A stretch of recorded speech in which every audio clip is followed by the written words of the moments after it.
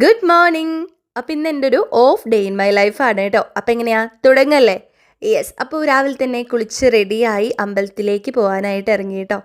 അപ്പോൾ ആദ്യം പോയത് പെരിന്തൽമണ്ണ തളി ശിവക്ഷേത്രത്തിലായിരുന്നു. നല്ല മഴയുണ്ടായിരുന്നു. അപ്പോൾ അതിനുശേഷം നമ്മൾ നേരെ തിരുമാതാംകുന്നിലേക്ക് പോയി. ഈ ഒരു അമ്പലം ഭയങ്കര പ്രത്യേകതയാണ് കേട്ടോ. എനിക്ക് അവിടെ പോയിരിക്കാൻ തന്നെ ഭയങ്കര ഇഷ്ടമാണ്. എസ്പെഷ്യലി ആ ഒരു കൽപ്പടവിൽ കൂടിയൊക്കെ നടക്കാനായിട്ടും ഭയങ്കര രസമാണ്. മഴ പെയ്തതുകൊണ്ട് ഒന്നുകൂടി പ്രത്യേകതയുണ്ടായിരുന്നു, ഭംഗിയുണ്ടായിരുന്നു. പിന്നെ നമ്മുടെ ആകാശമൊക്കെ വളരെ ബ്യൂട്ടിഫുള്ളായിട്ട് പീസ്ഫുള്ളായിട്ട് ഇരിക്കുന്നുണ്ടായിരുന്നു. പൊതുവേ പെരിന്തൽമണ്ണ ഭയങ്കര ബ്യൂട്ടിഫുള്ളാണ്. ഈവനിങ് സൺസെറ്റ് അതുപോലെ തന്നെ ക്ലൗഡ്സൊക്കെ കാണാനായിട്ട് ഭയങ്കര രസമാണ് കേട്ടോ. അപ്പോൾ അത് ഞാൻ പിന്നീട് ഒരിക്കൽ കാണിച്ചു തരാം.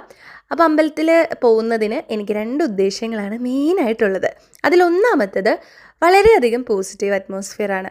നമ്മൾ ഈ ഒരു 1 വീക്കൊക്കെ വർക്കൊക്കെ കഴിഞ്ഞ് എനർജിയൊക്കെ ഇങ്ങനെ ഡ്രെയിനായിട്ട് അവിടെ എത്തുമ്പോൾ ഭയങ്കരമായിട്ട് പെട്ടെന്ന് നമുക്കൊരു എക്സ്ട്രാ പവറൊക്കെ വന്ന പോലെ തോന്നാറുണ്ട്. കാരണം നമ്മൾ ഭയങ്കര റിലാക്സ്ഡ് ആവും. പിന്നെ നല്ല കാറ്റൊക്കെ ഉണ്ടായിരുന്നു. അതുകൊണ്ട് തന്നെ നമ്മളുടെ മൈൻഡും ബോഡിയും ഒക്കെ ഒന്ന് റിലാക്സ് ആവുന്ന പോലെ എനിക്ക് ഫീൽ ചെയ്യാറുണ്ട് കേട്ടോ. പിന്നെ ആ അമ്പലം കാണാൻ തന്നെ ഭയങ്കര രസമാണ്. ചുറ്റി നടന്ന് തൊഴാനും ഭയങ്കര രസമായിട്ടുണ്ട് കേട്ടോ. അപ്പോൾ എനിക്കത് വളരെ ഇഷ്ടമുള്ള ഒരു കാര്യമാണ്. അങ്ങനെ നമ്മൾ തൊഴുത് അവിടെ നിന്ന് ഇറങ്ങുകയാണ് കേട്ടോ.